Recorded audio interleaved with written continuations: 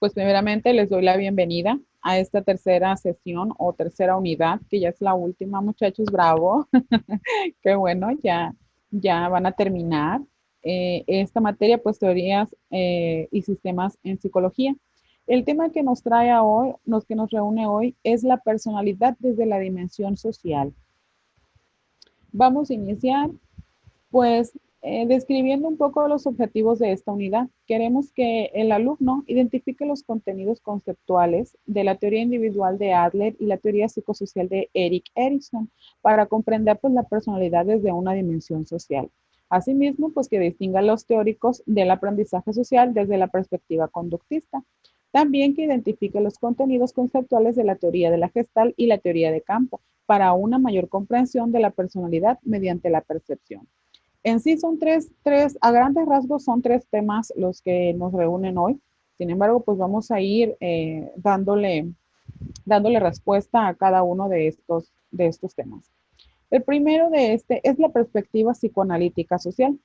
En la actualidad se están presentando transformaciones que tienen un impacto no solo en un vivencial particular, o sea, del sujeto, sino sobre un vivencial plural que viene siendo lo social. En esas transformaciones se entretejen relaciones entre un sujeto y la sociedad contemporánea y el psicoanálisis puede ser pertinente para abordar las relaciones entre la constitución del sujeto y sus vínculos o lazos con la sociedad. Hay que entender cómo se enlaza el psiquismo humano con la sociedad o con lo social, ya que este psiquismo constituye a un sujeto que a su vez se estructura con lo social. Por eso, este psiquismo no puede ser entendido pues fuera de lo social. De lo que se trata aquí es que de una psique socializada que converge en una relación psíquica que va a permitir que un sujeto habite un mundo, lo permite su subjetividad. El psicoanálisis, perdón, es un método crítico que analiza los nexos de un sujeto con la sociedad y la cultura. Las problemáticas de una realidad, que son sus contradicciones, ponen en evidencia pues al inconsciente.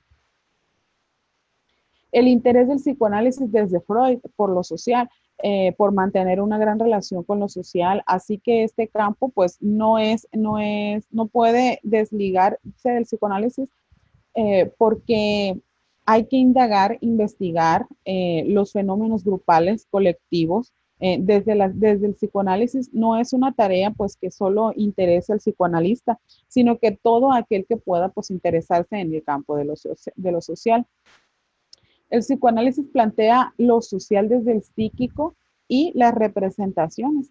Las representaciones, pues, es una labor transformadora y opera desde lo creativo para la subjetividad y la sociedad.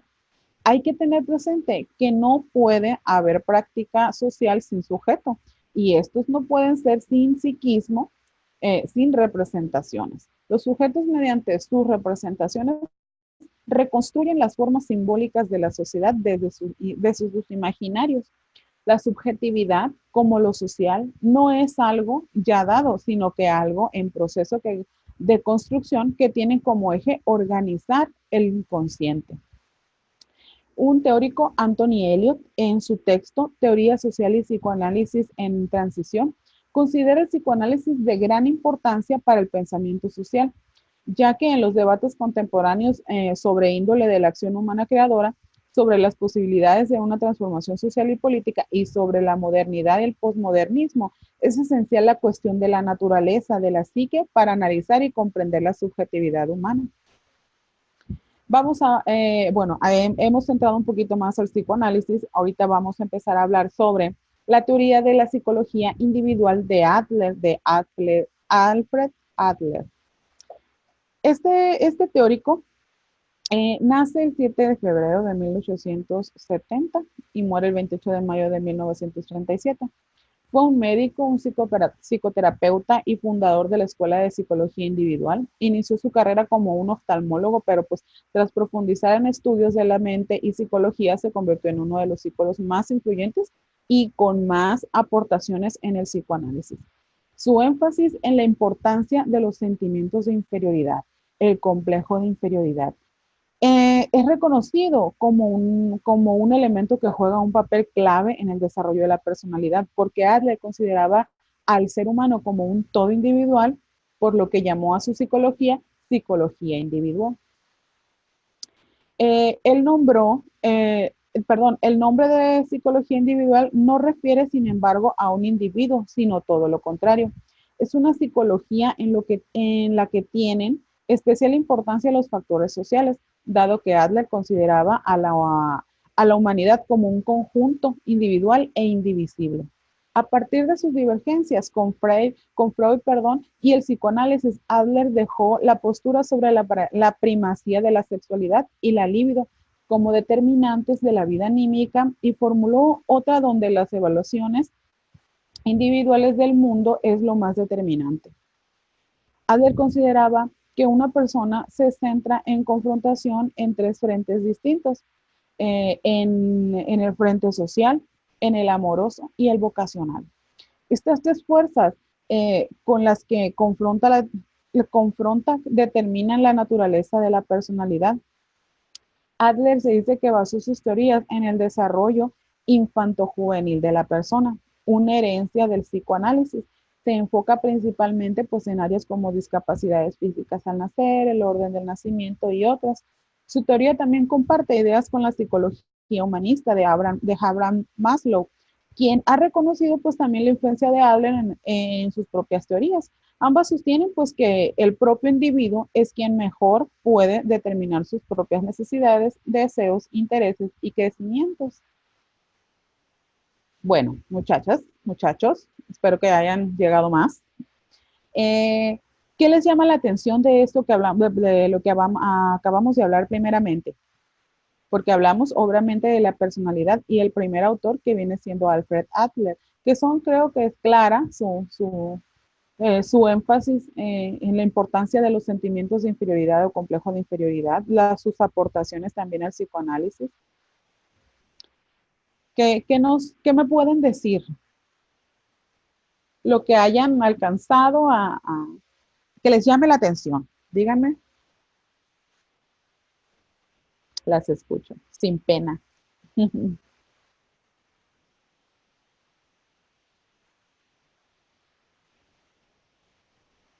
A ver, ninguna. ¿No tienen ganas de participar hoy?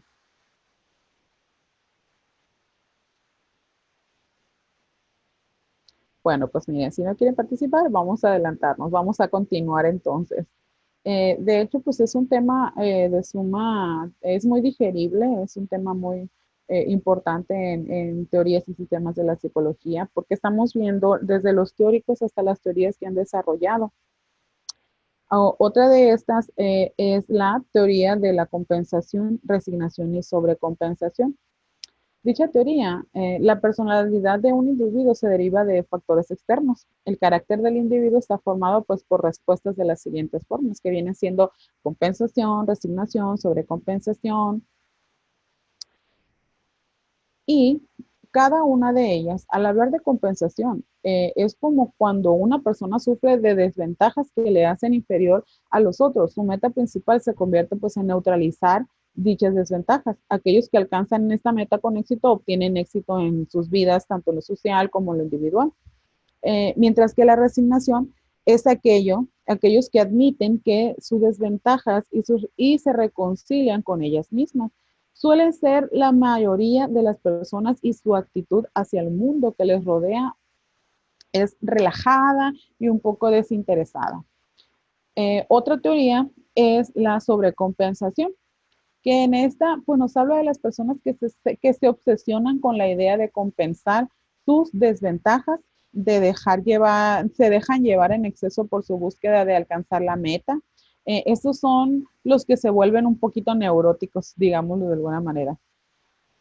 No sé, se identifican, ya se encontraron, espero que no. Bueno, entonces, seguimos hablando sobre la teoría, la psicología individual, que viene siendo Pues trabaja, esta teoría pues trabaja para descubrir los valores, las suposiciones del paciente. Es responsabilidad del terapeuta pues guiar al individuo a conocer sus propios errores y orientarlo hacia un estilo de vida más socialmente útil, ¿verdad? En la terapia pues se busca establecer un clima de optimismo, apoyo y aprendizaje. Las técnicas pueden ser variadas y la psicología individual no aboga por una sola. Su prioridad es primero aliviar el sufrimiento y luego la promoción de un cambio positivo y empoderizar al individuo. También la psicología individual de Alfred Adler ha tenido un gran impacto en la psicología actual y ha influenciado pues escuelas de pensamiento tan diversas como la terapia cognitivo-conductual, la psicología del ego. Sus teorías han sido pues absorbidas tanto en el ámbito académico como popular, a menudo sin ser reconocidas como elaboraciones suyas, obviamente. Ahora, acabamos de hablar de Adler, que más que nada sus teorías, perdón, nos hablan de, de ese reconocimiento del ser humano, de reconocerse a sí mismo, de una psicología individual con gran impacto pues en las influencias del pensamiento de terapia, pues ya sea cognitivo-conductual, psicología del ego. Estas teorías pues absorben un ámbito pues académico como el popular, a menudo sí, pues, no son reconocidas como tal, pero sin embargo sí se trabajan de tal manera.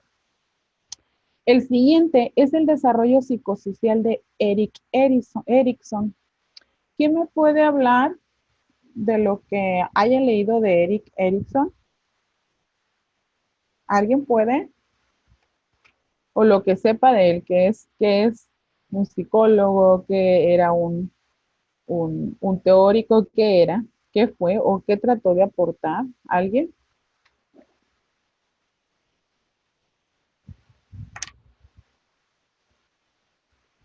Ninguna. Vienen dormidas hoy entonces, ¿eh? No, no traen, vienen sin ganas hoy.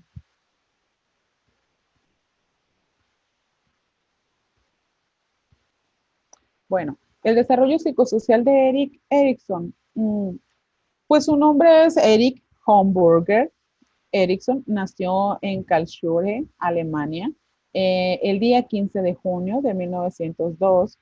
Pues en su juventud estudió arte, terminando como profesor en una escuela de Viena que atendía pues los hijos de los pacientes de Freud, hecho que lo hizo pues aproximarse un poquito más a los niños y al psicoanálisis. En este periodo, pues conoció a Joan Serson, Serson, psicoanalista con quien se casó. Eh, Estudió psicoanálisis en el Instituto Psicoanalítico de Viena, llegando a ser psicoanalista infantil. En 1933 emigró a Estados Unidos, donde pues como profesor de la Universidad de Harvard presentó la teoría del desarrollo psicosocial, que abarca el ciclo vital completo de la persona, reconstruyendo pues las ideas de Freud a partir de la antropología cultural. Fue miembro pues de la clínica psicológica de Harvard y de otros institutos donde realizó sus investigaciones y falleció el 12 de mayo de 1994 a sus 92 años de edad. En su formulación de la teoría de desarrollo psicosocial, se destacan los siguientes aspectos que vienen siendo pues las diferencias individuales, la adaptación y el ajustamiento, procesos cognitivos, sociedad, influencias biológicas, desarrollo del niño, desarrollo del adulto. Sin embargo, pues en cuanto a las diferencias individuales, pues los individuos difieren en cuanto a las fuerzas internas, hombres y mujeres, presentan diferencias en la personalidad debido a las diferencias biológicas. Mientras que en la adaptación y ajustamiento, el yo fuerte es la llave para la salud mental, pues esta deriva pues, de una buena resolución de las 8 fases del desarrollo del yo, como predominancia de las fuerzas positivas sobre las negativas, confianza sobre desconfianza. Los procesos cognitivos, el inconsciente es una fuerza importante en la formación de la personalidad, pues la experiencia es influenciada por modalidades biológicas que se expresan por medio de símbolos y juegos, mientras que en el aspecto de sociedad, él modela la forma con la que las personas se desenvuelven. De ahí el término de desarrollo psicosocial. Las instituciones culturales dan soporte a las fuerzas del yo, la religión da sustentación a la confianza y la esperanza, etcétera. Asimismo, en las influencias biológicas, los factores biológicos son determinantes en la formación de la personalidad. Las diferencias de sexo en la personalidad son fuertemente influenciadas por las diferencias del aparato genital. Mientras que en el desarrollo del niño se hace a lo largo de 4 fases psicosociales, perdón. Cada una, pues, de ellas contiene una crisis que desarrolla una fuerza específica del yo. Y el desarrollo del adulto, pues los adolescentes y los adultos se desarrollan a lo largo de otras 4 fases psicosociales. También ahí, cada fase envuelve una crisis y desarrolla una fuerza específica del yo en cada una de sus fases. La base, pues, de la teoría del desarrollo psicosocial de Erikson se encuentra en el psicoanálisis, pues Freud ya había explicado la evolución del individuo en las diferentes fases psicosexuales. Aún así, no estamos hablando, pues, de una continuación de la teoría de Freud, sino de una reformulación de la teoría evolutiva, porque Erikson enfatizó los aspectos sociales de cada una de ellas en 4, pues, aspectos principales. 4 de esos aspectos principales son el entendimiento del yo como una fuerza intensa, vital y positiva. También explicitó fundamentalmente eh, cada etapa del desarrollo psicosexual de Freud. Extendió el concepto de desarrollo de la personalidad para el ciclo completo de la vida, de la infancia a la vejez. Asimismo, pues también exploró el impacto de la cultura, de la sociedad y de la historia en el desarrollo de la personalidad, intentando, pues, ilustrar este estudio como una presentación de historias y de personas importantes. Las teorías de desarrollo psicosocial, pues las más mencionadas, yo creo que ustedes también ya las han escuchado, ¿verdad? Son 8 estadios. El estadio de confianza contra desconfianza, autonomía contra vergüenza o duda, iniciativas contra culpa, laboriosidad contra inferioridad, identidad y repudio versus difusión de la identidad, intimidad y solidaridad contra aislamiento, generatividad contra estancamiento y integridad contra disgusto o desesperación. En estas, en los estadios psicosociales, las edades aproximadas en las que uno puede adentrarse en ellas, ¿cuál es la figura más, pues, relevante? ¿A qué crisis es la que uno debe enfrentarse? Si el sujeto, pues, supera con éxito, por ejemplo, la crisis, esto supondría que pasa a la siguiente etapa, mientras que si se da un fracaso, pues uno tendría un punto de fijación en ese estadio que genera ciertas dificultades con esas etapas concretas. Entenderán un poquito mejor, además, pues un poquito más lento vamos analizándolas. Por tanto, pues con independencia de que uno salga, pues, victorioso, no a cada una de las crisis, ¿verdad?, a las que ha enfrentado, pues en cada estadio, la personalidad sigue forjándose de una u otra manera. Superes o no superes estos estadios, sigues enfrentándote como persona a la búsqueda de tu personalidad, perdón. Sin embargo, si llegas a tener dificultades en alguna etapa en concreta, pues no quiere decir que uno avances, sino que te quedas como con más dificultades en ella, pues te quedas con un poquito más de no saber cómo enfrentarse a esas crisis que probablemente más adelante se va a encontrar como persona adulta. Pues una de las primeras, que es confianza contra desconfianza, en este estadio se da desde el inicio hasta los 18 meses de edad del bebé y depende, pues, de la relación o vínculo que se establezca con la madre. También el vínculo que se establezca, perdón, con la madre o que haga de función materna será el que determine los futuros vínculos que se establecerán con las personas a lo largo de su vida. Es la sensación de confianza, vulnerabilidad, frustración, satisfacción y seguridad la que puede predeterminar cómo se relaciona. La crisis que marcará, pues, el cambio de esta etapa y a la que tiene que enfrentarse en este caso es el miedo que puede sentir hacia lo desconocido y hacia el mundo exterior, la dependencia y la desconfianza del mundo. Este es el primer estadio. El segundo estadio es la autonomía versus vergüenza y duda. Este estadio comienza desde los 18 meses hasta los 3 años de vida del niño. En este estadio, el niño emprende su desarrollo cognitivo y muscular cuando empieza a controlar, ejercitar los músculos que se relacionan con las eliminaciones del cuerpo. Este proceso de aprendizaje pues puede llevar momentos de duda y vergüenza porque es progresivo, pero también le provoca una sensación de autonomía, de sentirse como un cuerpo independiente pues al de los padres. La figura más relevante en este estadio son los padres, y si no lo logran superar ese estadio, hablaremos de un punto de fijación de dependencia y vergüenza, con una autoestima deficitaria. El tercer estadio es iniciativa versus culpa. Este estadio se da desde los 3 años a los 5 años de edad aproximadamente, y la figura más relevante es la familia. El niño comienza pues a desarrollarse rápidamente, tanto física como intelectualmente. Comienza a tener interés por relacionarse, con otros niños, probando pues sus habilidades, sus capacidades. Los niños tienen curiosidad y es bueno que les motive pues para desarrollarse creativamente, ¿verdad? En el caso de que los padres o familia respondan de forma negativa a las preguntas de los niños o la iniciativa de estos, es probable que les genere culpabilidad por sentir que no son lo suficientemente buenos. Es que, muchachos, hay que tener cuidado con los niños que tenemos en casa o con las personas o los niños que llegamos a atender más adelante. El cuarto estadio es laboriosidad contra inferioridad. Este estadio pues se da entre los 6 a los 7 años de edad. Mm, Empieza entre 6 o 7 hasta los 12. Y una de las figuras relevantes que se incluyen son los profesores, los vecinos.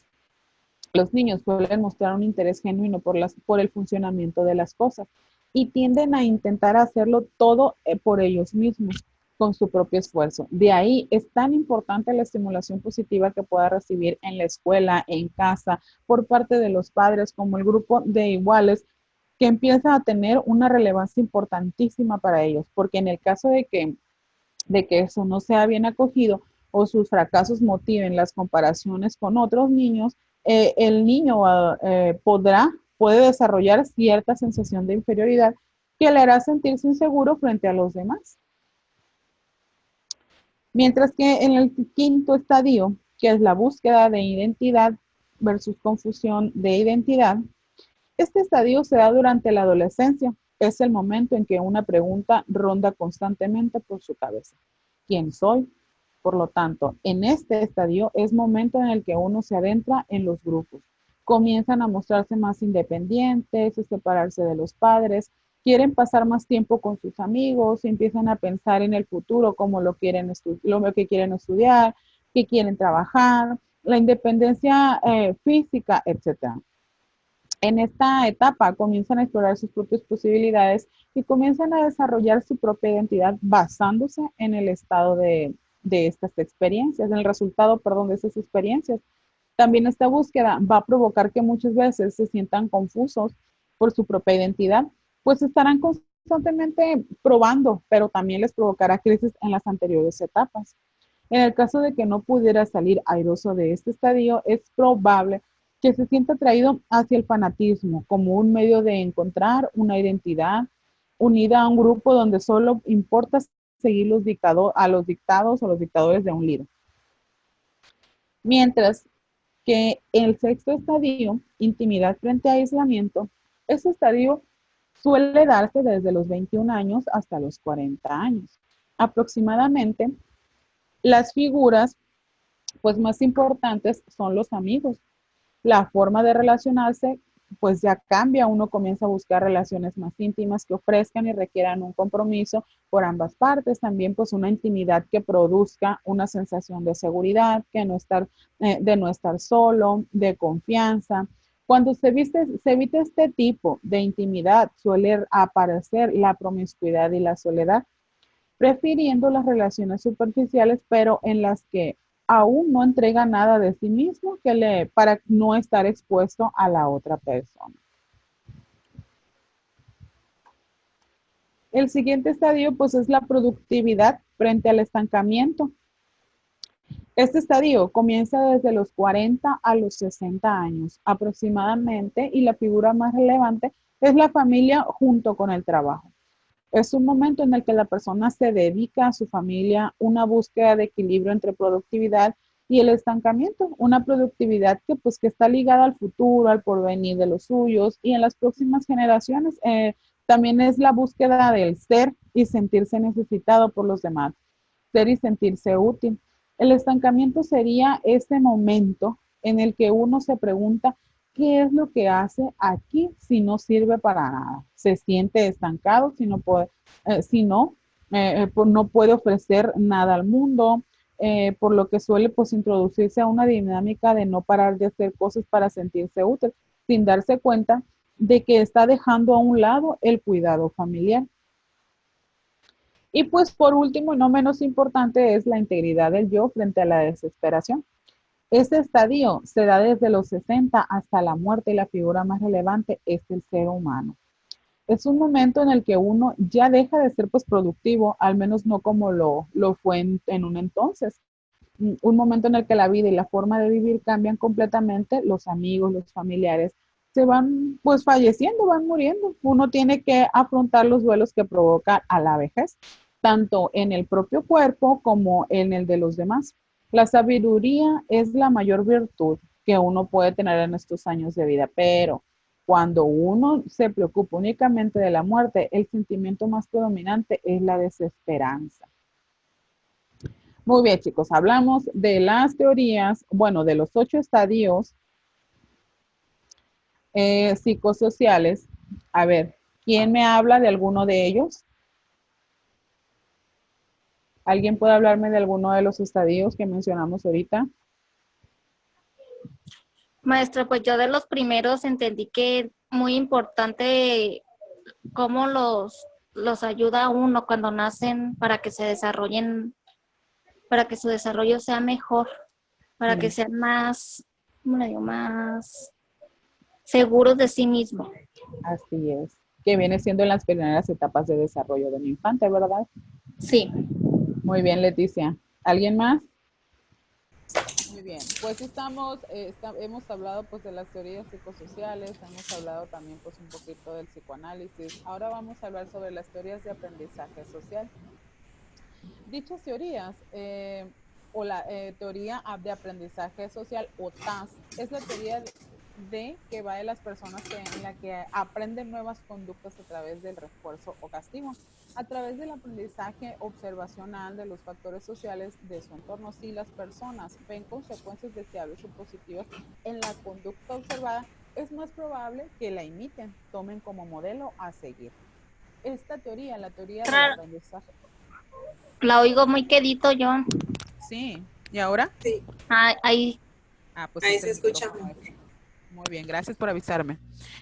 La teoría del aprendizaje social, pues se deriva del trabajo de Cornell Montgomery, quien propuso que el aprendizaje social tenía lugar a través de 4 etapas principales, que viene siendo el contacto cercano, la imitación de los superiores, comprensión de los conceptos y comportamiento del modelo a seguir. Observaciones dirigidas pues a saber qué tipo de educación necesitan más que nada los niños, ¿verdad?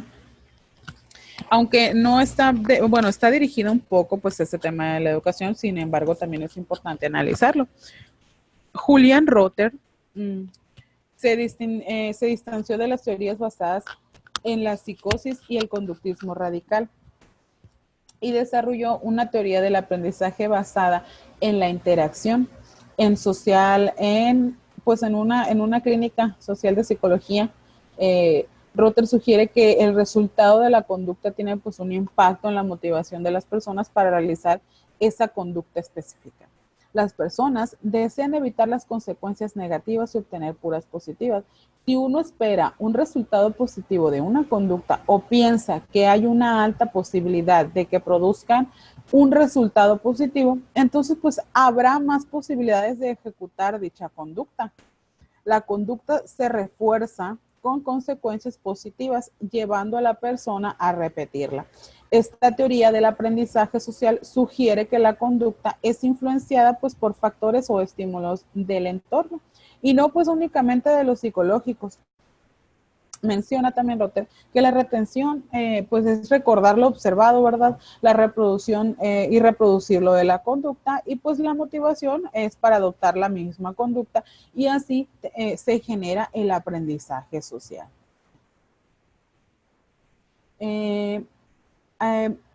Aún así, Albert Bandura también nos expandió un poquito más la idea de Rotter, al igual que la de un trabajo pues anterior de Miller y de Dollar, y se relaciona con las teorías del aprendizaje de Vygotsky y Leib.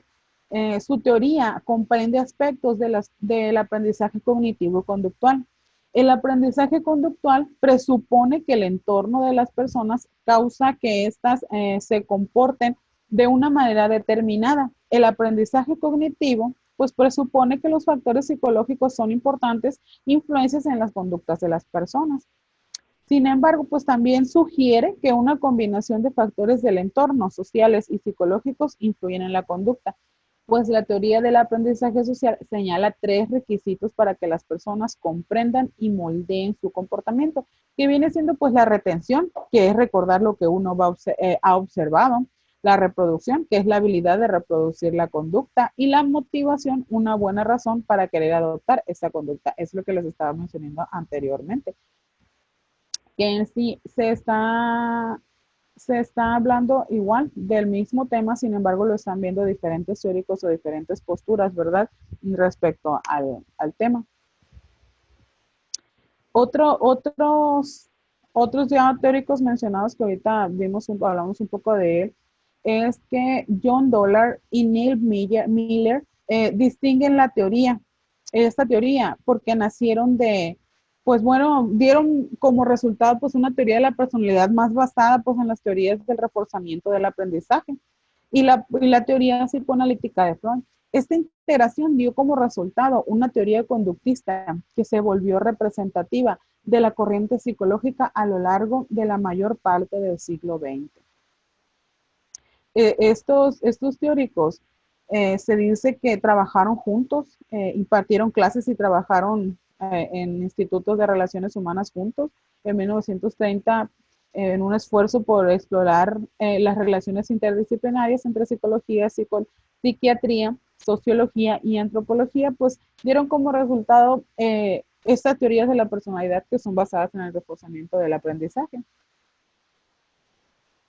La orientación de Dollar y de Miller ha sido llamado teoría psicoanalítica del aprendizaje, debido a que un intento creativo pues, de reunir los conceptos básicos de la teoría psicoanalítica freudiana con las ideas del lenguaje y métodos de investigación experimental de laboratorio sobre aprendizaje y conducta, pues Skinner adoptó un punto de vista, conocido ahora como conductismo, racional.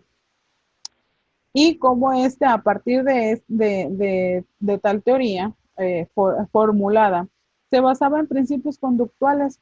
Al hacerlo así, sugiere que el término de personalidad y teorías de la personalidad, sin embargo, su trabajo incluye puntos intereses para el estudio de la personalidad, siendo incluidos pues, en los libros de teoría de la personalidad. Los puntos de vista de Dollar y Miller y de Skinner ahora sobre la personalidad se derivan de procedimientos experimentales y de laboratorio en lugar de hacerlo de investigaciones clínicas. Vamos a hablar, bueno, Dollar y Miller enfatizaron el papel del aprendizaje de la personalidad y pusieron menos énfasis en la estructura de la personalidad, porque sugirieron que la estructura de la personalidad puede ser definida en forma simple de hábitos. Y los hábitos pues se refieren a algún tipo de asociación aprendida entre un estímulo y una respuesta, que los hace ocurrir pues juntos con frecuencia. Los hábitos representan una estructura temporal, ya que pueden aparecer o desaparecer. El interés principal de la teoría de Dollar y Miller es especificar aquellas condiciones en el ambiente que fomenten la adquisición de hábitos.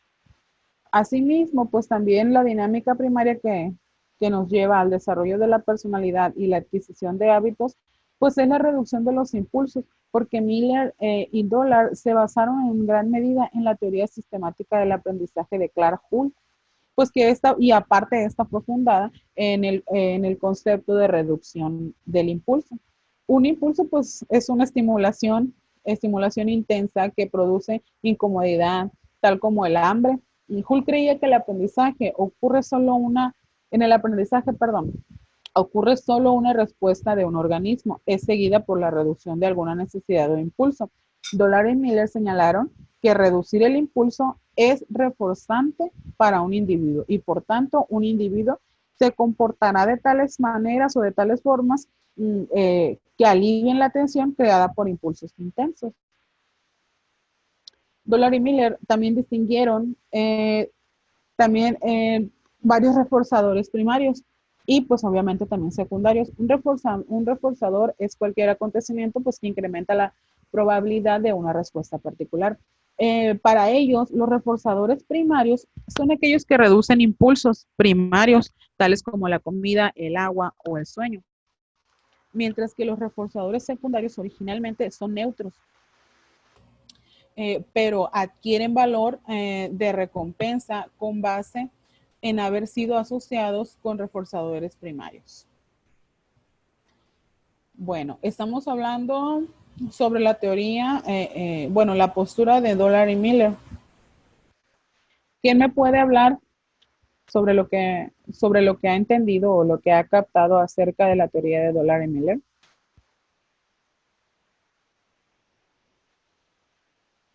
¿Alguien?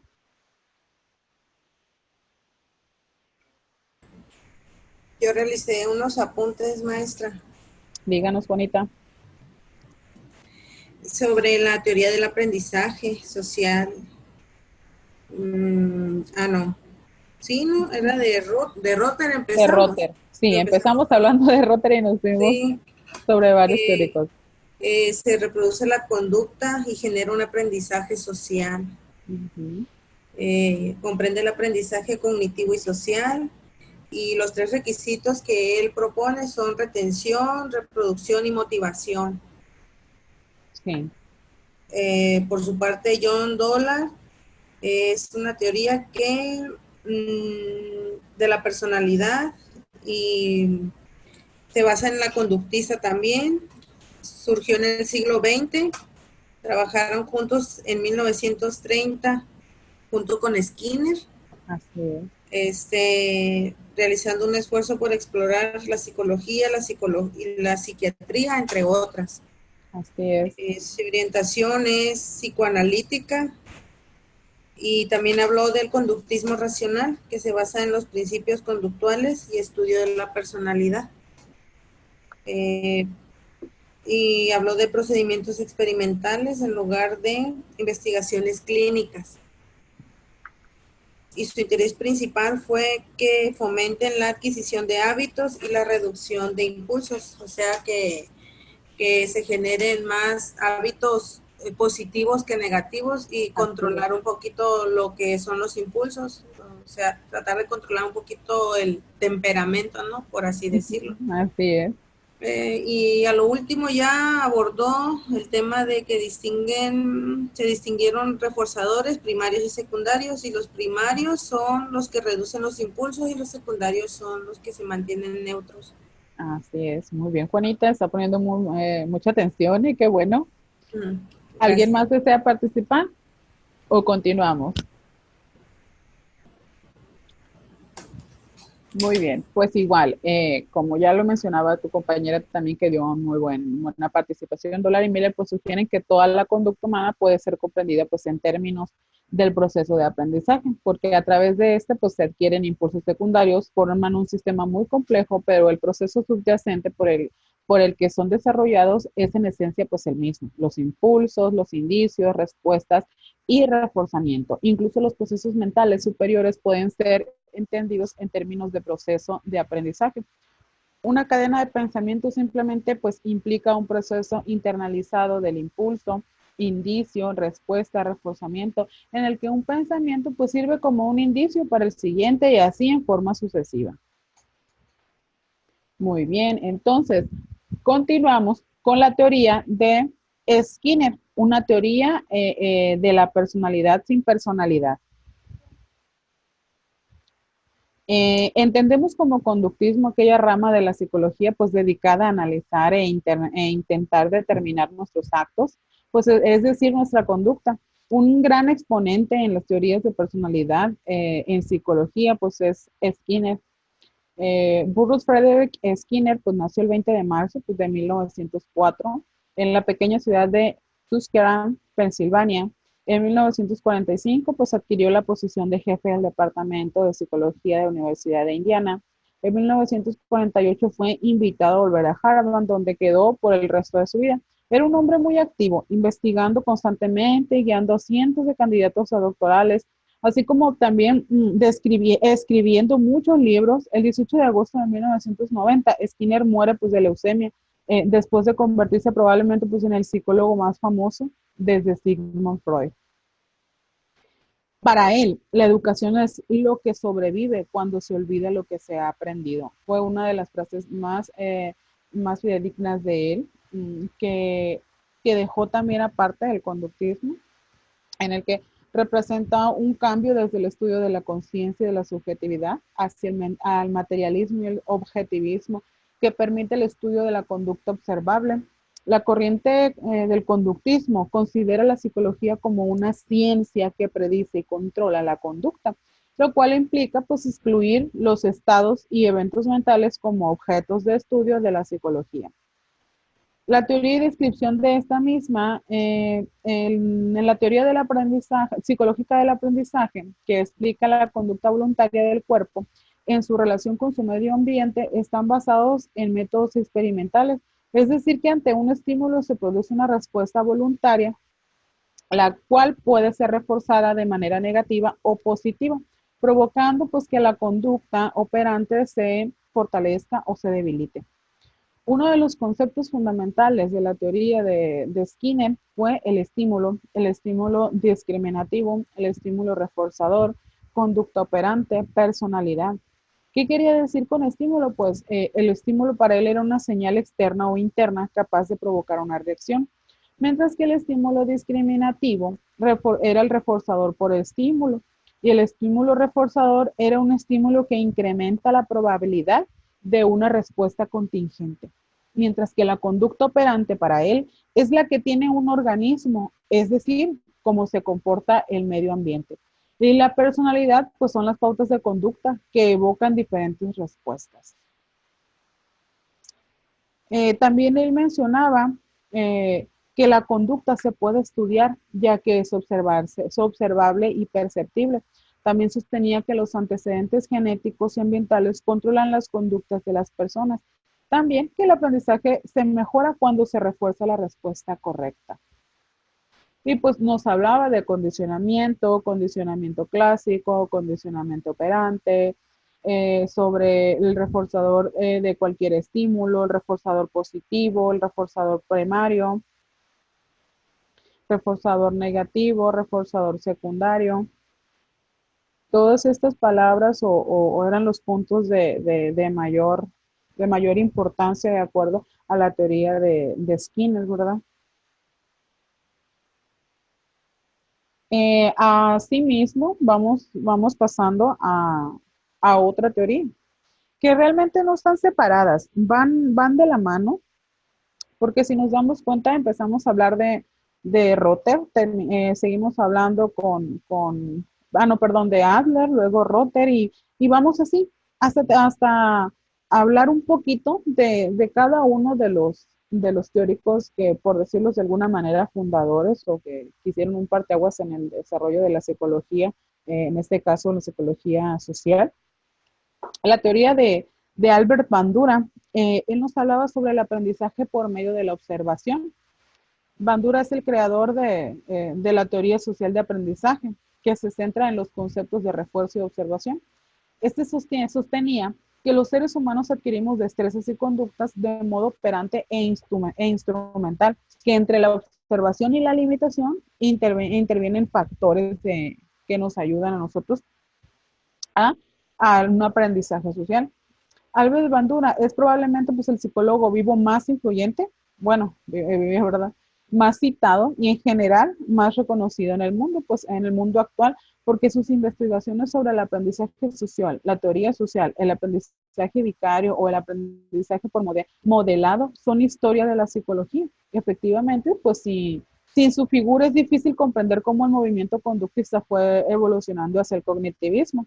De hecho, pues a menudo se le considera el padre del movimiento cognitivista, perdón. La explicación de esto pues es muy simple, porque en sus primeros años en Stanford, donde todavía colaboraba día a día, hasta el día de hoy, bueno, todavía no, pero ya con sus 90 años, hasta sus 90 años, estudió sobre todo pues la agresión en adolescentes. El cómo es el resto del conductismo clásico. También pensaba que el ambiente de la persona condicionaba su carácter. Nada interno, subjetivo, podía condicionarlo. Pero Bandura se terminó desmarcando de esta opinión y abrazó la idea de un determinismo recíproco, porque el ambiente crea el comportamiento, sí, pero también el comportamiento pues crea el ambiente, lo cual está a un paso del cognitivismo. Y con esto es fácil pues estar de acuerdo, incluso aplicando la psicología no científica del sentido común. Al momento es así, si te decían, por ejemplo, al mundo educativo en cualquiera de sus modalidades en las que hay ahora, pero que quizás sea más fácil verlo y deducirlo pues en los niños y los adolescentes, pues sería un poquito más loable la labor que hacen los psicólogos en cuanto a la educación, ¿verdad? Eh, También hablaba sobre la imitación, que la imitación, perdón, puede darse por los siguientes factores.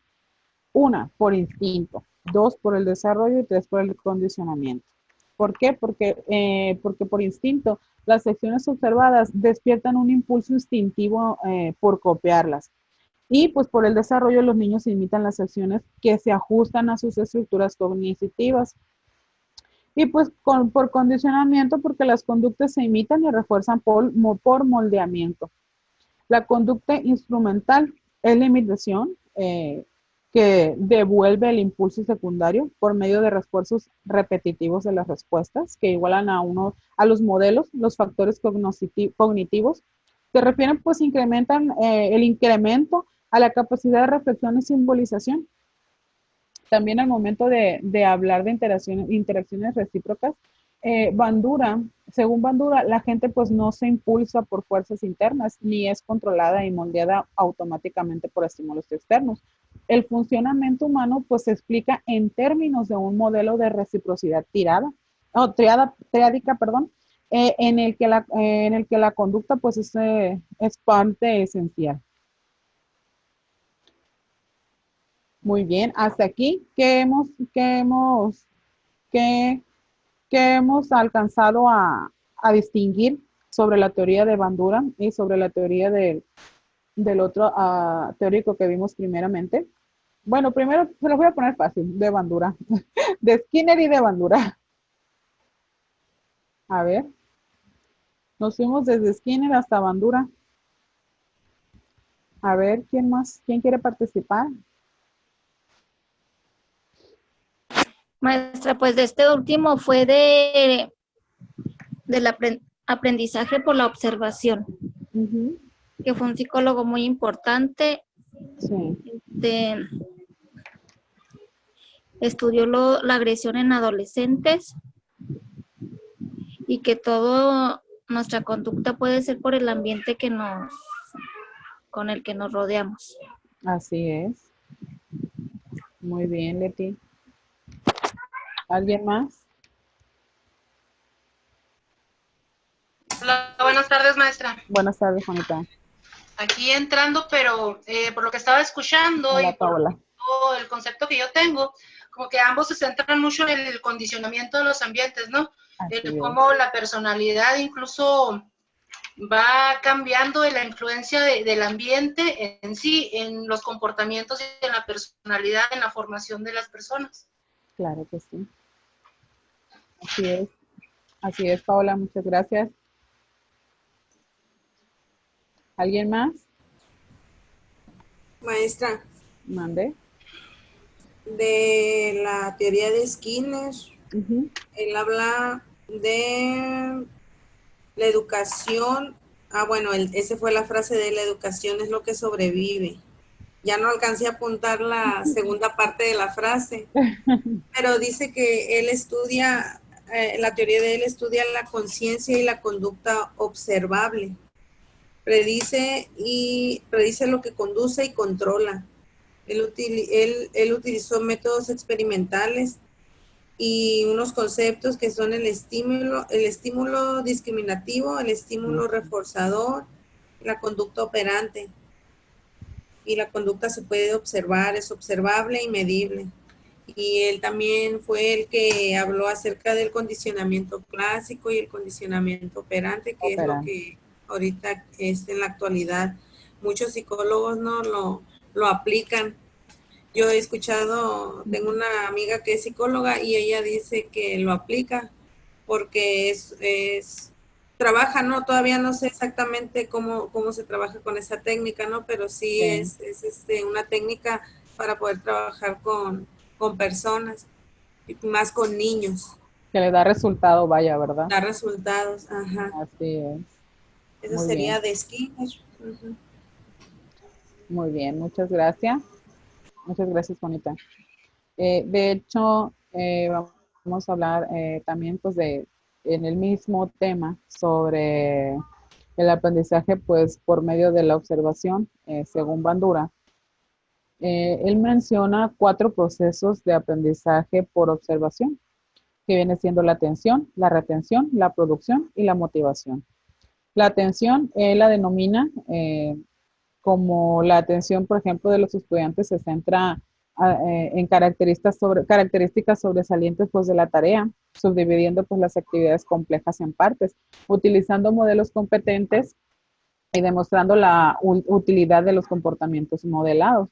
Mientras que la retención aumenta al repasar la información, codificándola en forma visual y simbólica. Mientras que en la producción las conductas se comparan con la representación conceptual, ya sea mental de la persona. La retroalimentación pues ayuda también a corregir las discrepancias de esta, ¿verdad? Y mientras que la motivación, pues las denomina como las consecuencias de la conducta modelada, informa a los observadores de su valor funcional y su convivencia. Sin embargo, aquí mismo también habla sobre factores que influyen en el aprendizaje de la observación, los cuales son el estado de desarrollo, que es la capacidad de los aprendices de aprender de modelos de los que dependa su desarrollo. El prestigio y competencia, que son los observadores, que los observadores prestan más atención a modelos competentes de posición elevada. Y mientras que las consecuencias vicarias, las consecuencias son las consecuencias de los modelos que transmiten información acerca de la conveniencia de la conducta y la probabilidad de los resultados. Y las expectativas, pues en esta los observadores son propensos a realizar las acciones modeladas que creen que son apropiadas y que tendrán resultados más reforzados. Y el establecimiento de las metas, pues en este suelen atender los modelos que exhiben las conductas que los ayudarán pues a alcanzar sus metas.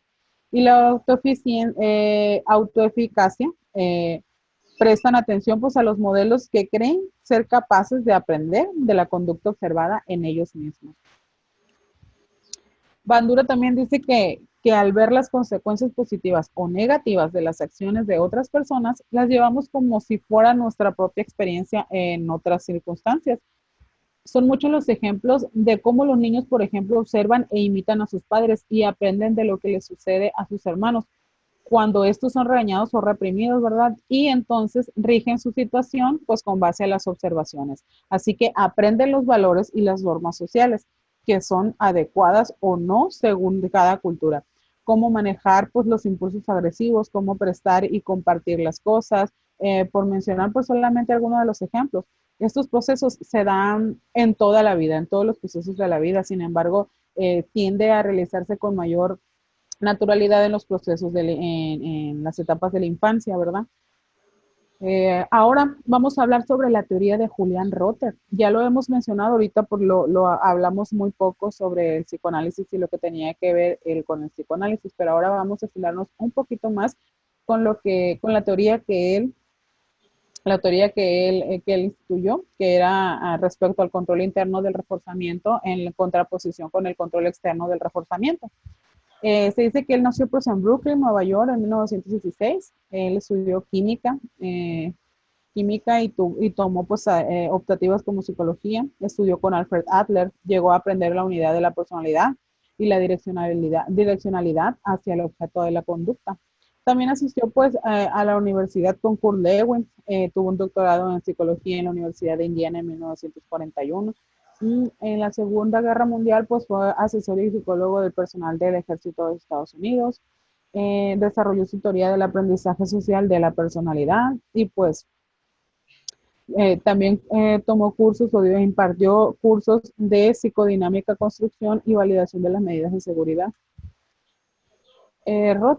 Julián Rotter, habla sobre que nos menciona que en sus primeros años llevó a cabo una serie de estudios experimentales diseñados pues para revelar si las personas aprenden tareas y las ejecutan en forma diferente o no cuando consideran los reforzamientos relacionados o no con sus propias conductas.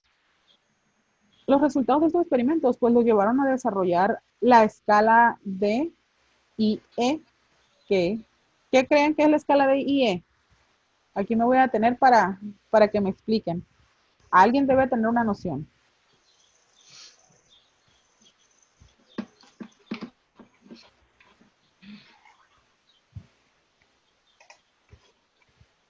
A ver. Para empezar, era una herramienta de evaluación que medía pues la percepción de un individuo acerca del sitio o del control. Pero, ¿qué significaba IE? Escala de...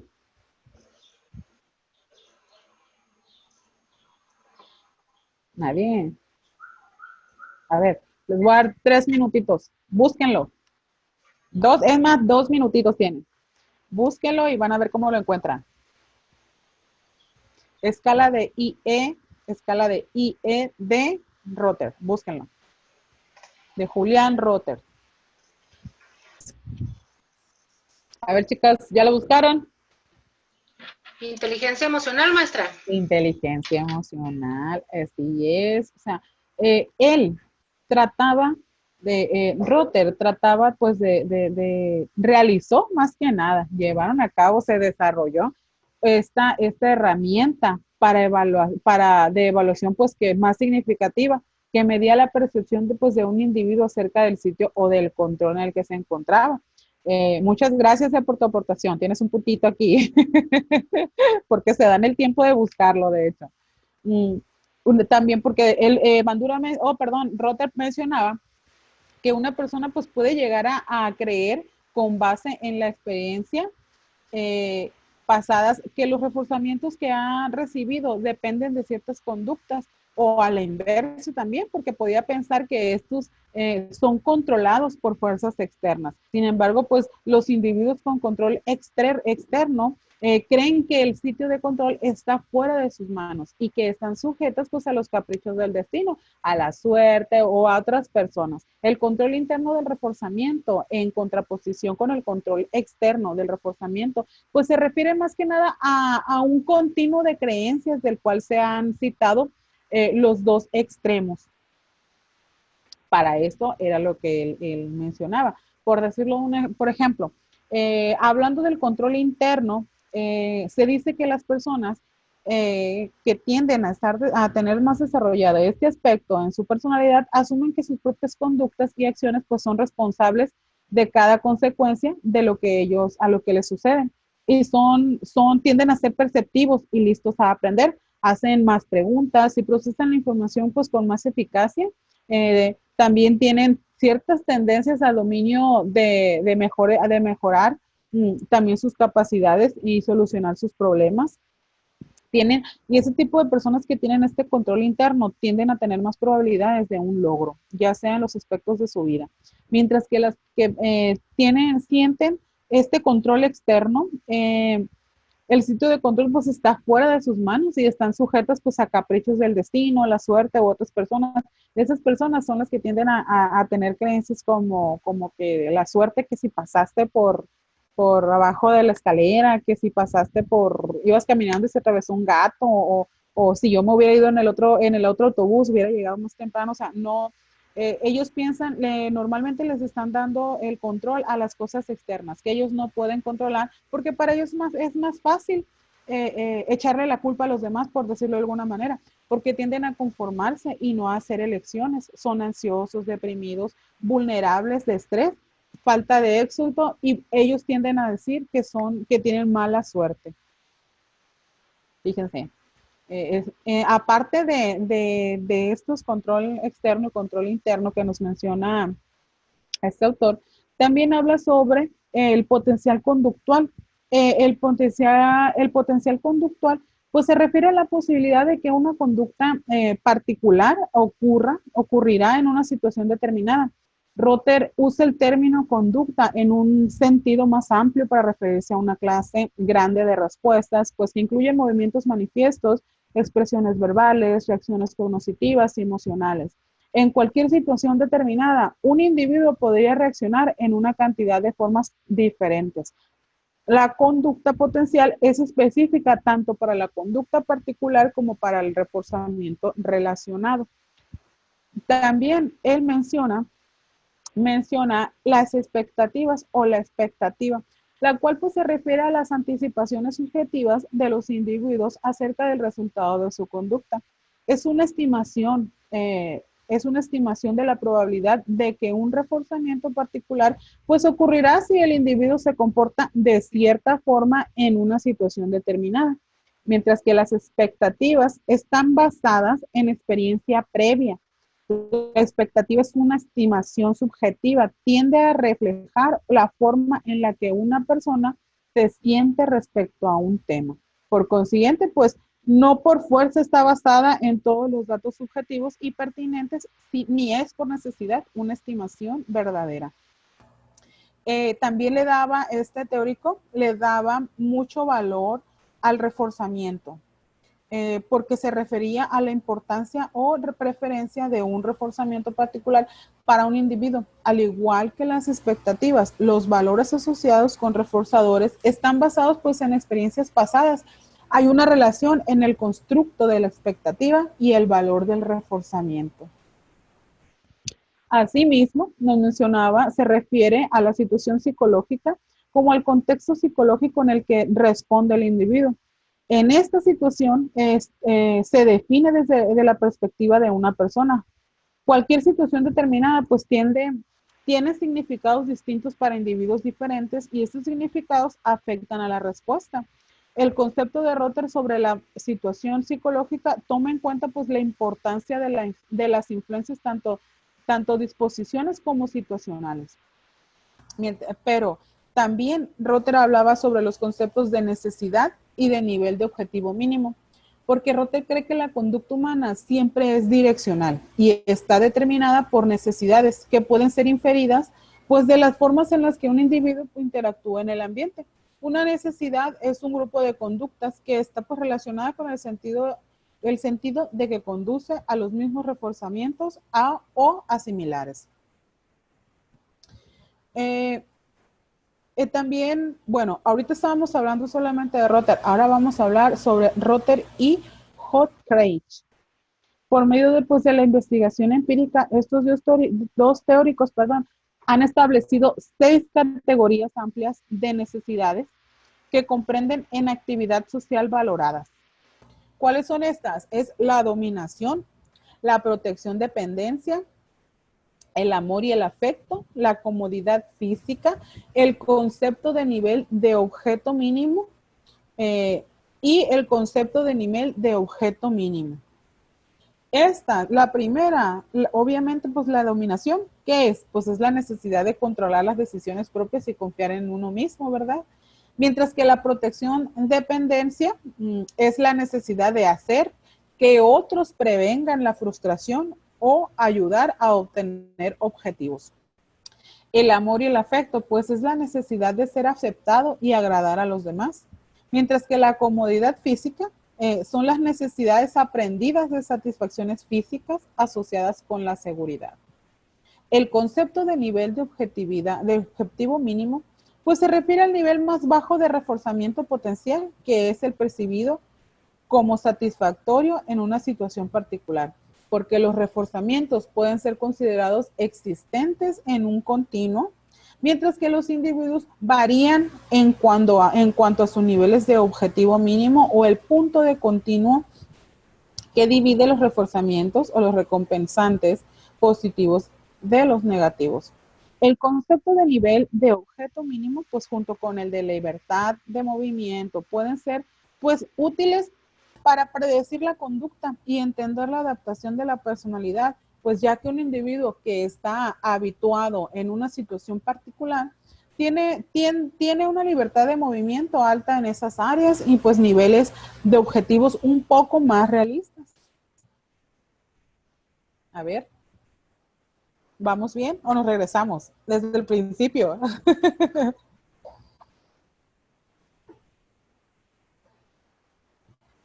¿Vamos bien, Maestra, chicos? Mande, diga. yo creo que aquí esta teoría de Julián Rotter habla acerca, pues como dice, ¿no? Acerca del control interno del comportamiento.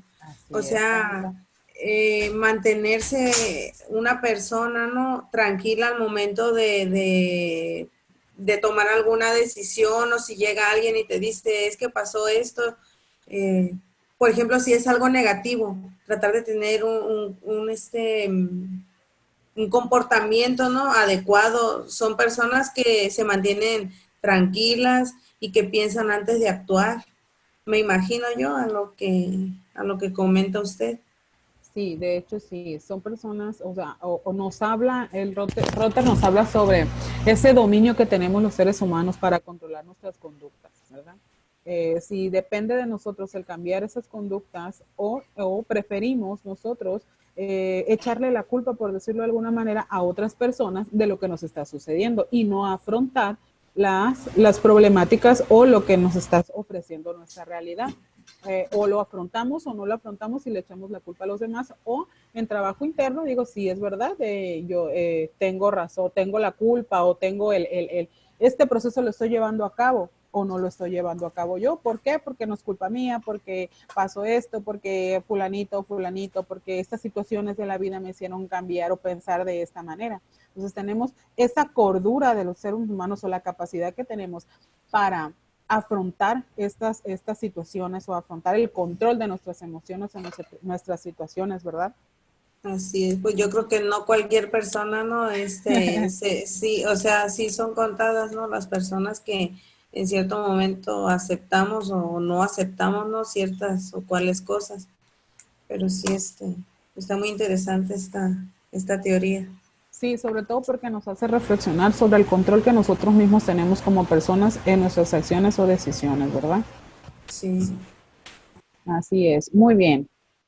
A ver, vamos a continuar.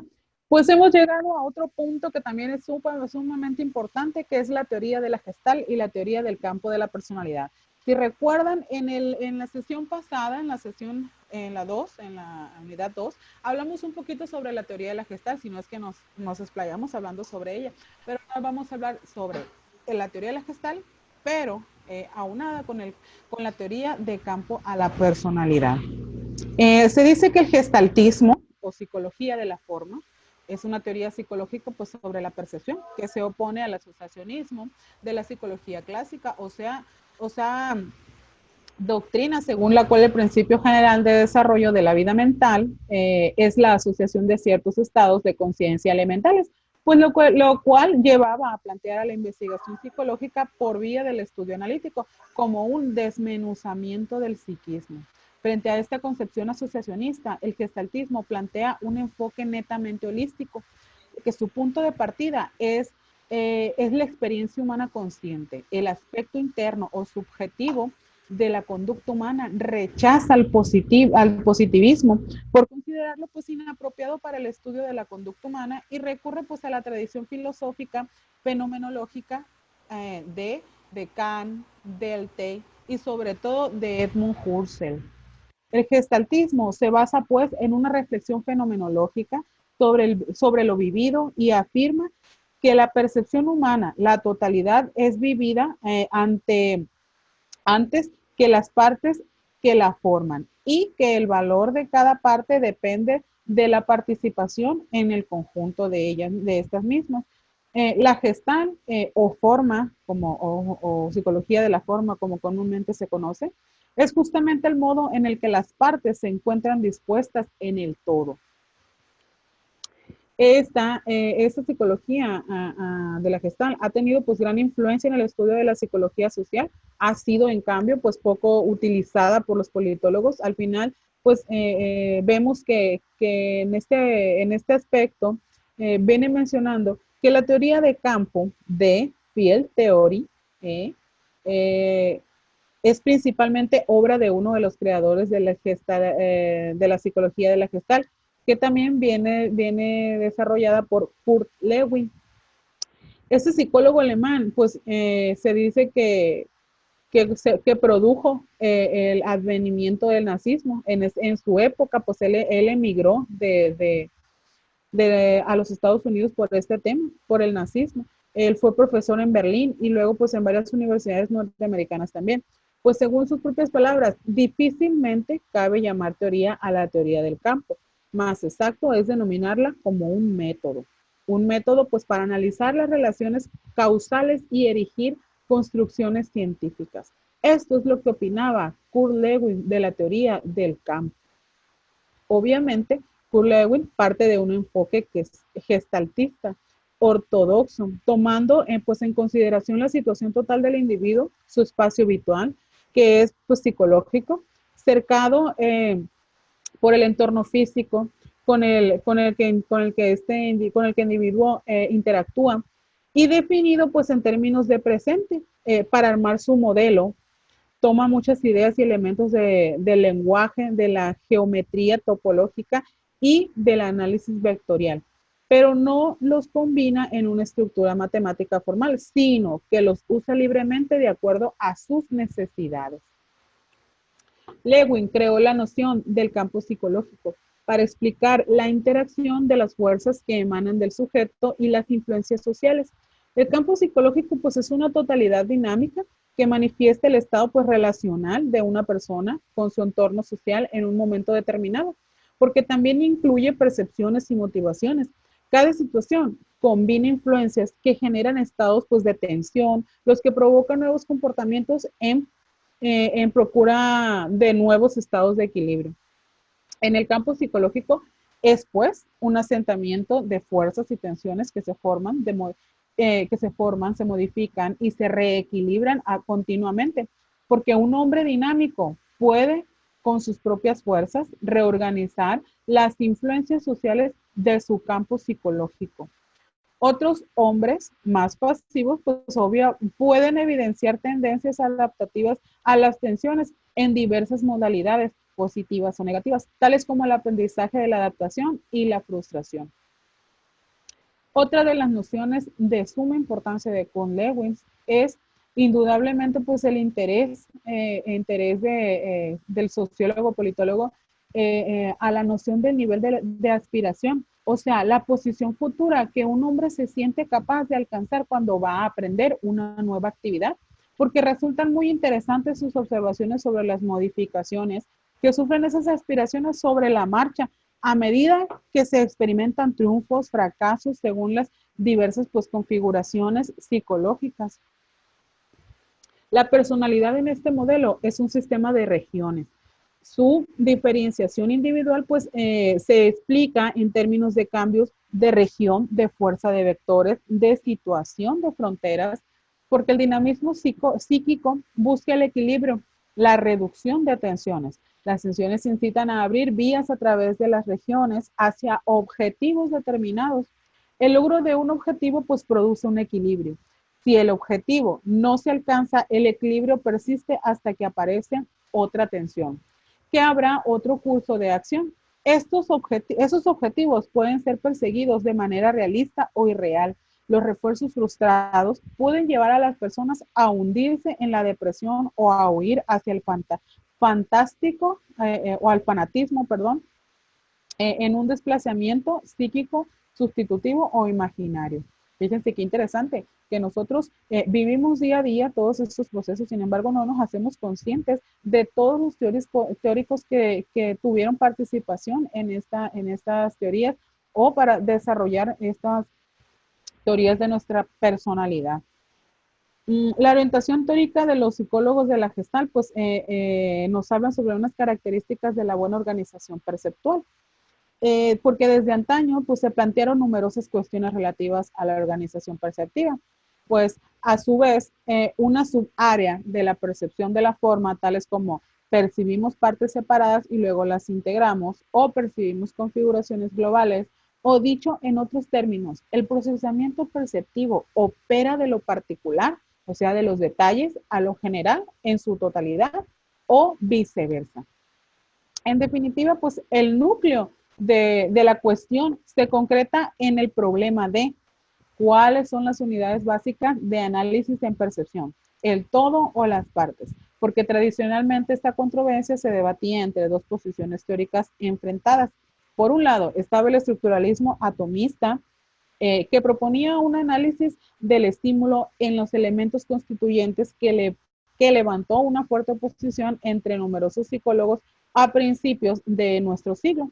Mientras que por otro lado, el holismo de la Gestalt, quien contrariamente consideraba que el todo era superior y no reductible a la suma de las partes constitutivas, que las propiedades de la totalidad no resultaban de los elementos componentes, sino que emergían de las relaciones espaciotemporales del todo. Sostenían que la percepción se hallaba organizada, estructurada de modo innato y postularon un isomorfismo psiconeurológico o correspondencia topológica de orden y no topográfica de forma entre las experiencias perceptivas y campos de fuerza neurofisiológicos. Los seres humanos pues no tenemos conciencia de percibir las diversas manifestaciones de la energía del medio ambiente en porciones discretas pues aisladas, ya sea pues en ondas luminosas, acústicas, presión física, componentes químicos, sino que los elementos energéticos componentes de la estimulación resultan organizados en estructuras perceptuales. ¿Qué quiero decir con estructuras perceptuales? En formas, objetos, escenas o secuencias. Porque aquí surge el problema relativo a encontrar una descripción y o explicación sobre cómo y por qué cierta parte de la estimulación a través de determinados procesos se organiza formando un todo significativo. Es evidente pues que, como propuso la psicología de la Gestalt, la experiencia perceptiva tiene un carácter organizado y constituye una estructura de elementos pues más ordenados jerárquicamente, de modo que pues en función de dicha jerarquía quedan determinadas las características de la configuración, de la actualidad y el significado. El orden de esta jerarquía es la organización perceptual, según Fernández Tres Palacios. ¿Cuál es el orden de esta? La discriminación figura-fondo, estabilización de la figura, reconocimiento e identificación de la figura. Bien, hablamos ¿de quién hablamos? En general hablamos de la Gestalt. A ver qué me pueden decir. No creo que no se acuerdan porque ya lo vimos en las otras sesiones. A ver, ¿quién quiere participar? Profa, Dígame. que la teoría de la Gestalt es la teoría de la percepción. Así es. Y hablamos de Kurt Lewin, de la teoría del campo.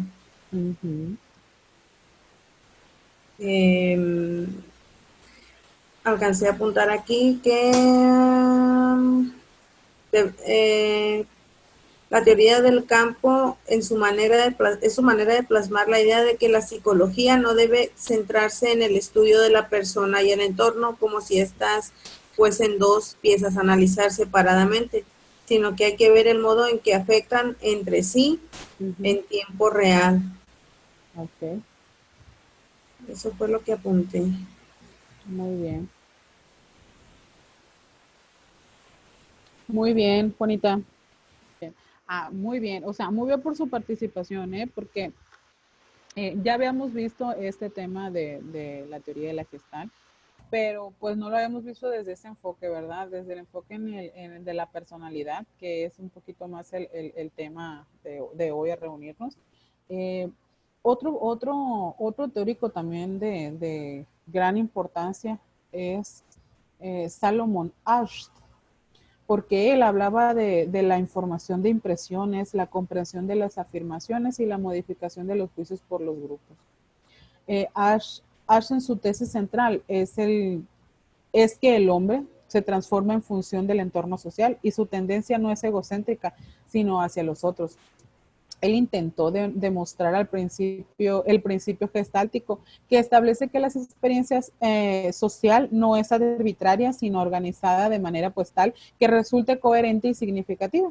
También importantes experimentos de Asch fueron la formación de impresiones, la comprensión de la afirmación y la modificación de los juicios de influencia grupal.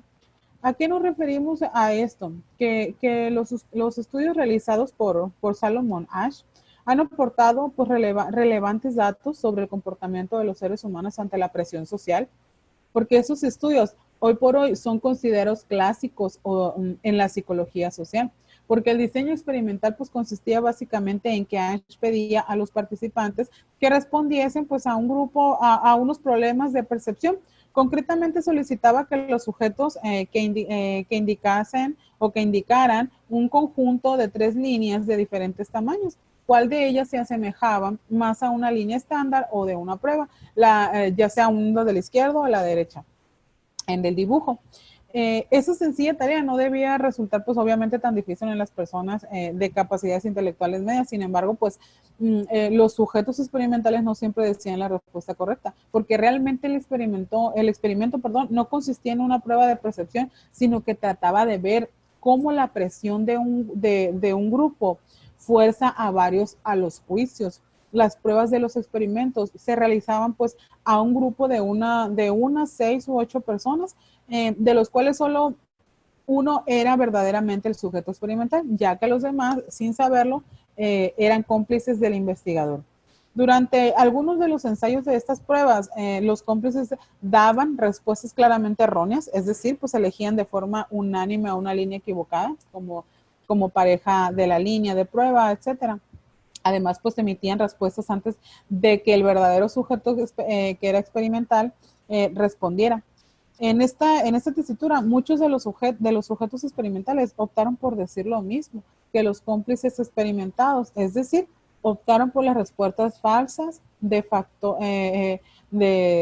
estas preguntas, pero solamente, ¿por qué? Porque los otros sujetos, en comillas, experimentales también, daban esa respuesta. O sea, esa presión social que había en este experimento llevaba a esta persona a que era objeto de experimento, llevaba a también dar esa respuesta, aunque la respuesta estuviera errónea. Y aquí es claramente cómo actualmente esto lo define también lo podemos observar más claramente en los adolescentes, en los muchachos en la adolescencia.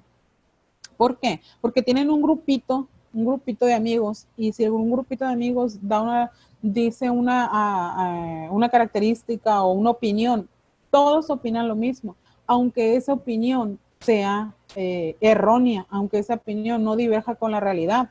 Entonces, pero es esa presión social que sienten esas personas por adaptarse, por pertenecer a esa parte de un grupo, aunque sus ideas sean erróneas, ¿verdad? Bien, vean, está ligerito lo de este teórico. Está ligerito porque yo creo que es central, para él central en la transformación del hombre en función pues de su entorno social. De acuerdo a nuestro entorno social es como nosotros participamos o damos esa respuesta a la sociedad. Mientras que la teoría de Fritz Heider, esta teoría nos habla de los actos comunicativos. Heider, en su obra, se dirige pues fundamentalmente a comprender cómo la gente percibe los acontecimientos interpersonales. Su tesis fundamental es que la gente trata de desarrollar una concepción ordenada y coherente de su medio y construye así una psicología ingenua, muy parecida a lo que es una ciencia. Los conceptos importantes de Heider son la atribución, el equilibrio, porque la gente tiende a atribuir los sucesos de un ambiente o núcleos centrales unitarios internamente, condicionados, que en cierto modo son centros de la trama causal del mundo. Respecto del segundo concepto, la gente busca siempre un equilibrio cognitivo, o sea, una congruencia entre las expectativas causales y los objetos con que se relacionan. Si la estructura cognitiva se desequilibra o hay una amenaza de desequilibrio, se busca modificar el ambiente o el conocimiento del mismo cuando la locomoción no es posible. Para Heider, en la organización mental hay una tendencia al orden y a la simplicidad. Él pensaba que nosotros éramos capaces de ser ordenados y tener esa simplicidad en nuestra mente para trabajar, ¿verdad? Según él, esta teoría de la atribución de Heider constituyó un importante pues, marco teórico para la investigación psicosocial desde su formulación, porque ha dado pie pues, a algunas de las teorías experimentales más conocidas en el campo, como la teoría de error fundamental de atribución a Lee Ross, la teoría de la disonancia cognitiva de Leon Feixinger, a los experimentos de Stanley Milgram sobre la obediencia. La armonización de la significación del concepto calidad o educativa habla sobre, bueno, también lo manejó, pero se utilizó más la teoría de Heider porque es un método más sobre las características más asombrosas pues, de los seres humanos, porque se cree que en cuya existencia, inferimos al hacer atribuciones sobre las causas de los actos de la gente. Habla sobre la teoría de la atribución. Asimismo, él también menciona estilos expresivos y conductistas contra los no verbales, conductas no verbales también. Asimismo, menciona sobre los principios de la comunicación no verbal, ya sea la familiaridad, el conjunto, el contexto. También él menciona elementos de la comunicación no verbal, como ¿qué son? La mirada, la expresión facial, la sonrisa, la postura corporal, la orientación corporal, movimientos de las piernas, de los pies, los gestos, movimientos de la cabeza, la distancia, el contacto físico, la apariencia personal también. Tomaba en cuenta todos estos aspectos porque estos aspectos ayudaban mucho a la relación social que el ser humano tiene, o también fingían una gran importancia en este aspecto. Hasta aquí, chicos, ¿cómo vamos? Porque siento que yo he hablado y he hablado y he hablado. Bien, maestra. Muy bien, entonces vamos participando. ¿Qué les parece? Ya nos quedan 2 puntos. Ya sé que parece que es eterno, pero es sumamente importante analizar estos aspectos porque no sé si ustedes a la par de lo que están escuchando, están poniendo atención, están relacionando ustedes su experiencia también o realmente se les viene algún caso a su mente, alguna situación, alguna experiencia de su vida, porque como les mencionaba hace rato, es importante saber sobre estas teorías y el funcionamiento de esta y también las aportaciones de los teóricos, porque es algo que nosotros realizamos día a día, sin embargo no nos hacemos conscientes de cómo dio inicio, cómo se estudió pues, primeramente sobre estas teorías de nuestra personalidad, ¿verdad? A ver, ¿alguien quiere participar? Yo, maestra. Dígame. ¿Sí me da permiso de participar? Claro que sí. A mí me llamó mucho la atención la teoría de Salomón Asch, Ajá, el poder de la conformidad de los grupos. Y claro. yo aquí investigué un poquito y son las imágenes que usted nos decía que de conformidad, pues de conformidad, ¿no? Hace cuenta que Ajá, te ponen una imagen, por ejemplo, una línea, y en la otra imagen te ponen 3 líneas diferentes, y era a ver cuál era la línea que era igual o semejante a la anterior, a la carta anterior. Y la sí. verdad ahí me llamó mucho la atención eso, y la de los grupos igual de experimentos, en donde pidió a unos estudiantes la participación en prueba de visión, Ujú, y unos aceptaron ser cómplices. ujú. Entonces, estos cómplices pues ya sabían, ¿no? Como quien dice la respuesta, y había uno que no, pero la persona que no sabía la respuesta, sí la sabía, ¿no? Inconscientemente, pero él se dejó llevar por lo que el resto de los demás, del resto del grupo decían. Por ejemplo, si 5 personas decían que estaban mirando una estrella azul, pues él también iba a decir que estaba mirando Claro. una estrella azul, ¿no? Porque pues todos los demás decían. La verdad sí me llamó mucho la atención esta teoría, y pues ya le doy la palabra a Sí, otro compañero. gracias, Juanita. Muy interesante tu punto de vista. Realmente es cierto porque lo vemos diario, ¿verdad? Los que tienen adolescentes, los que tienen hijos o conviven con estudiantes que están más o menos en una etapa en la que el círculo social tiene mucha importancia para ellos, se observa mucho este tipo de casos. Muy bien. Muy bien, Juanita. ¿Alguien más? Pues yo, maestra, veo mucha similitud entre uno y otro, que como que solamente cambian los conceptos, Así pero en es. sí es la percepción lo que se trabaja, el aprendizaje a través de los sentidos desde el momento del nacimiento, supongo que manejan aquí, aunque otros autores o científicos manejan desde la etapa fetal, ¿verdad? Lo Sí, vimos en el desarrollo. Estamos hablando de la percepción, cada cabeza es un mundo, todos vemos las cosas de diferente manera. En así es. sí, aquí lo importante es cómo lo comunicamos, ¿no? Lo socializamos con los demás. Y de Ujú. esa es la forma en que también, pues, bueno, aprendemos de los demás. Me llama mucho la atención, me estaba viendo desde lo de Skinner, que, bueno, yo lo que no había visto es que él se había especializado, ya se había fijado bastante en lo que era la agresividad en adolescentes. Así es. Yo como maestra, pues a mí me toca ver parte del inicio de la adolescencia, en los grados de quinto y sexto grado, que estamos hablando de muchachitos entre 10 a 12 años. Y sí Sí. es muchísimo el cambio, el cómo perciben, digamos, los niños desde primer grado hasta cuarto, cómo perciben las cosas los niños entre quinto y sexto, en donde entran en una etapa, pues donde las cuestiones físicas, hormonales, ¿verdad? Digamos que llega, o yo lo que yo podría decir es que hay una cierta distorsión de cómo perciben ellos las cosas, dependiendo de cuestiones hormonales. Eh, Le digo, yo básicamente lo que estoy viendo es que es la percepción, pero solamente con diferentes Exacto. interpretaciones, o Así diferentes formas de ver. Cada quien interpreta o percibe, ¿no? De diferente forma lo que dice. Así es.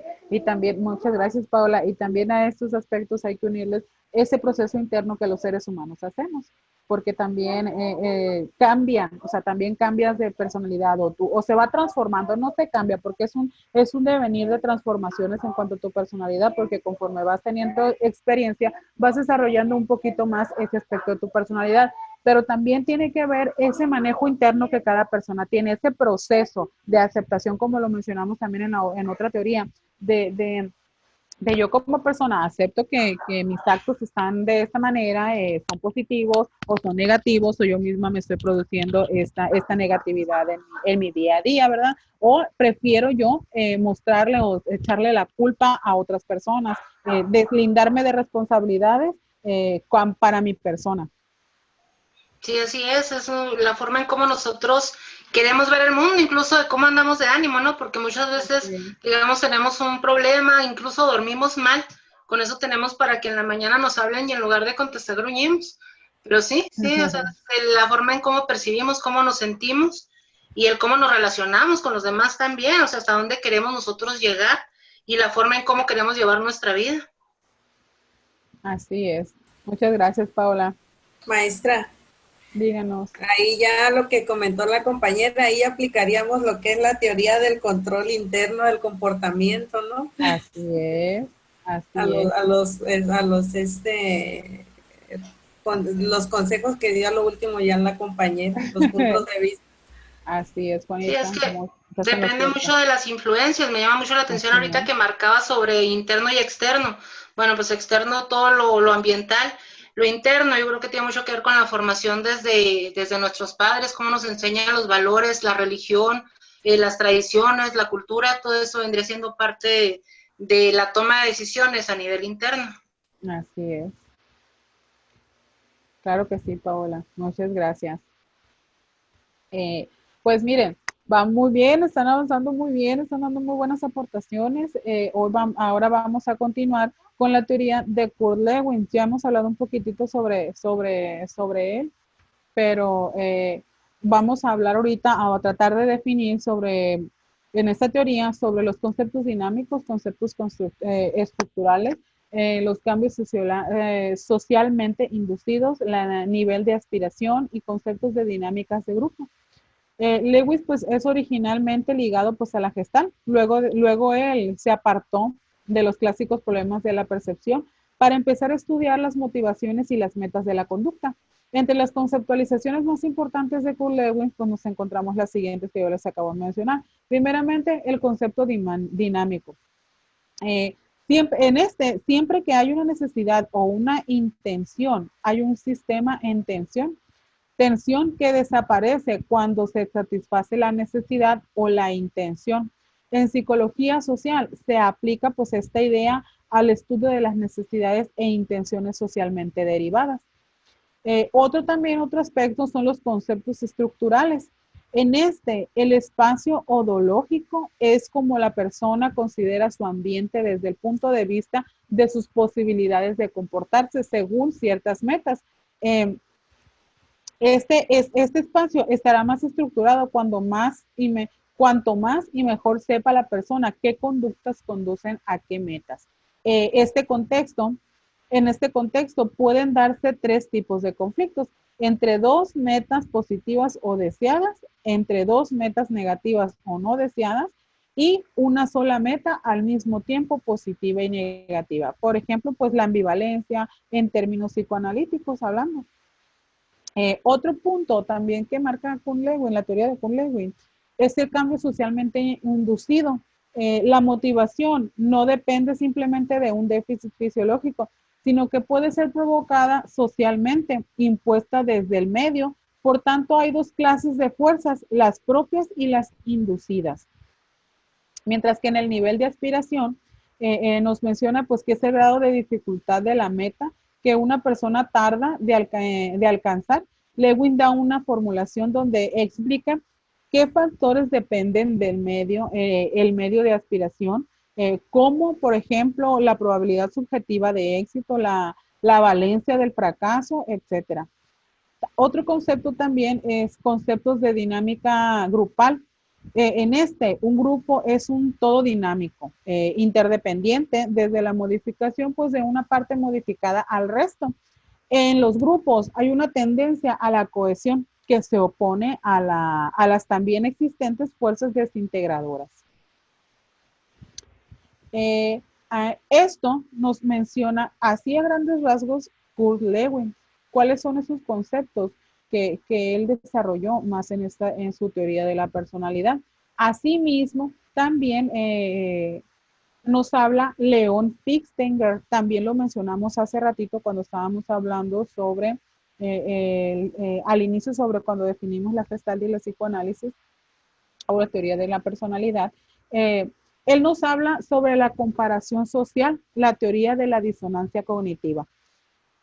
Festinger, entre sus trabajos teóricos más recientes encontrados, su teoría sobre la comparación social y su teoría de la disonancia cognitiva. Respecto a la primera, que es la comparación social, él nos menciona que el supuesto básico es que la gente tiende a averiguar si sus opiniones son correctas. Tal tendencia hace también pues, que la gente se comporte para apreciar exactamente sus capacidades, para lo cual se compara con otra gente de capacidades muy parecidas, no muy distintas. Ello da exactitud a la apreciación. Otro supuesto de la teoría es que la gente busca criterios objetivos, no sociales, para autoevaluar sus opiniones y capacidades, pero cuando no dispone de ellos, lo hace por comparación social, es decir, comparándose con los demás así simplemente. Mientras que en su teoría de la disonancia cognitiva, supone que la gente pues tiene una necesidad de conocer. La teoría de la disonancia supone de conocer en forma congruente, no contradictoria. Si entre los elementos cognitivos hay disonancia, se genera una presión para reducir la disonancia y evitar su aumento. Tal tendencia se ve en cambios en el comportamiento, en el conocimiento y en la permeabilidad a nuevas informaciones y opiniones de las personas que nos rodean.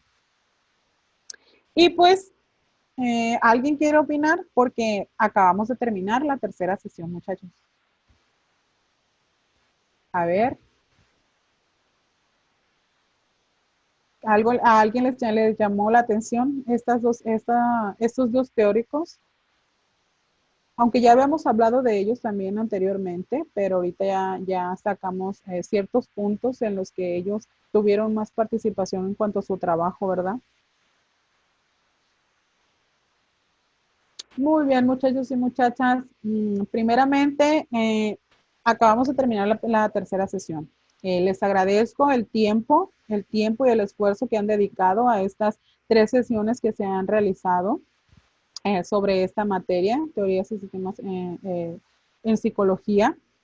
Les agradezco infinitamente el tiempo, también sus aportaciones, sus puntos de vista que son muy loables y pues igual me despido, no para siempre, pero voy a esperar sus trabajos, sus comentarios y pues con toda confianza pueden enviarme mi WhatsApp personal y información y ya les responderé conforme vayan dándose las dudas, ¿verdad?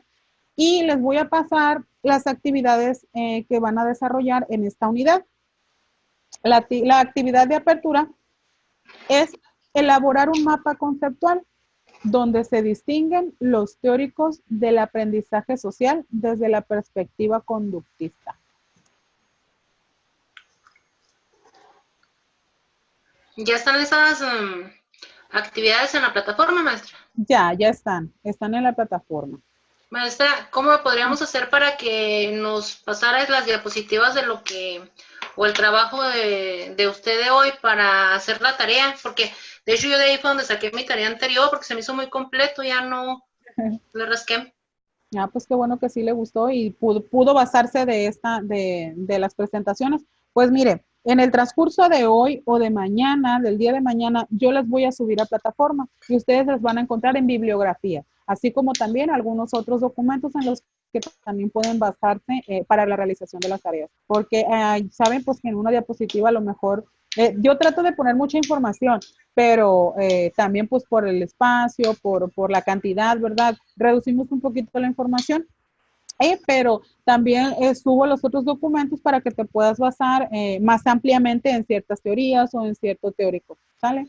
Sí, de hecho yo estuve revisando los documentos, pero bueno, la verdad me pareció más completo lo que fue las diapositivas. Por lo que estoy Okay. viendo, el otro estaba muy concreto, se me hizo, como que redundaba mucho en lo mismo, por eso mejor me basé en lo otro, se me hizo más completo. Muy bien, entonces en el transcurso de hoy o mañana, en el transcurso de mañana, yo creo que ya les subo las diapositivas en la plataforma para que ustedes las puedan localizar ahí en bibliografía. Ok.